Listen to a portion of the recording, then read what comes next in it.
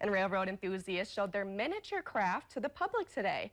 The Minnesota Fremo modelers have been constructing and displaying model railroads throughout Minnesota since 2004.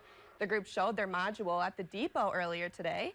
Fremo is a prototype standard that allows crafters to build a railroad module based on their own creative decisions.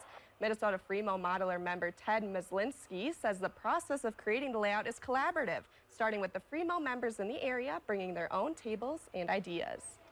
Every table has a CAD drawing, and then based on all the people that are saying that they're coming, we'll take CAD drawings and actually physically connect them in the computer and make a layout such as this. The Minnesota Fremo Group has the largest model railroad in the Twin Ports. The model was shown until noon today.